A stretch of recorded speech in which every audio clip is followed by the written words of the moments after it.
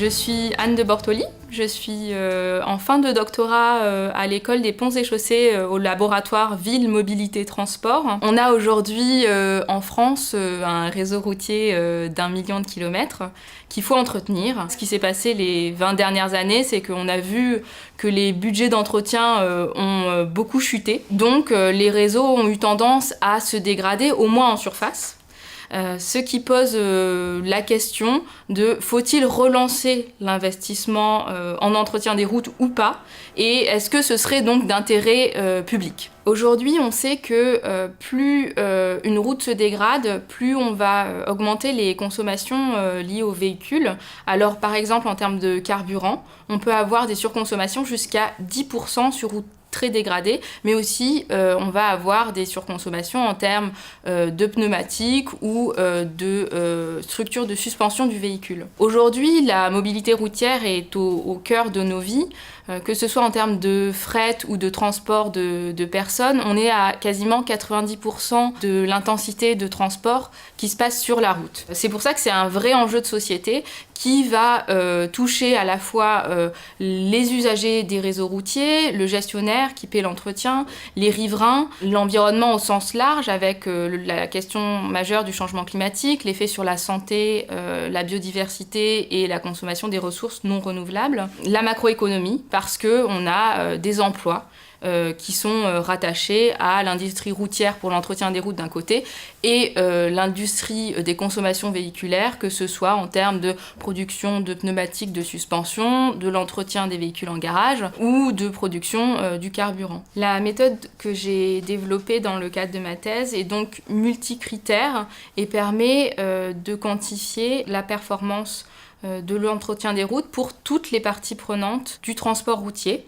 De cette manière, le gestionnaire ou le décideur peut regarder la performance d'un programme d'entretien particulier pour une route particulière et le comparer à d'autres programmes pour ensuite choisir quel est le meilleur programme à mettre en place sur une route donnée. Sur la partie modèle environnemental, j'ai utilisé l'analyse de cycle de vie qui permet sur tout le cycle de vie d'un système de quantifier les impacts environnementaux. Pour construire une couche de surface routière, on va consommer du bitume qui est issu du pétrole, donc il a fallu que j'aille voir quelle était aujourd'hui la supply chain en termes de pétrole et de son raffinage et de l'approvisionnement des usines Alliant en France. Il a fallu faire ça aussi pour le granulat et donc regarder où étaient les exploitations, les carrières en France, comment étaient extraits et concassés les matériaux jusqu'à l'arrivée sur chantier.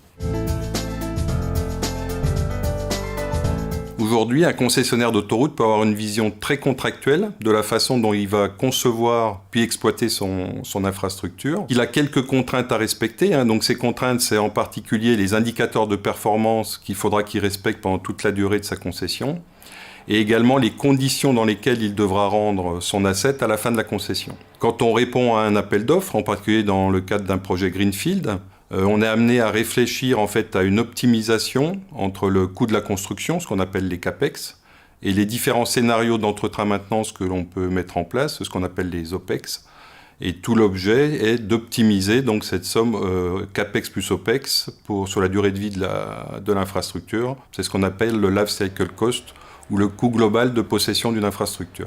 La thèse d'Anne amène un éclairage nouveau et complémentaire par rapport à nos habitudes actuelles, puisque dans sa thèse, donc Anne a développé une étude socio-économique sur toutes les parties prenantes concernées par l'entretien routier. De notre côté, donc on va pouvoir étendre notre simple analyse OPEX-CAPEX par l'intégration d'indicateurs supplémentaires qui permettront de justifier et d'optimiser globalement nos investissements. Donc ça va être un changement dans nos pratiques, mais au fur et à mesure, je pense qu'on sera encouragé par toutes les parties prenantes de s'intéresser également à ces indicateurs qui concernent plus directement les usagers et les riverains.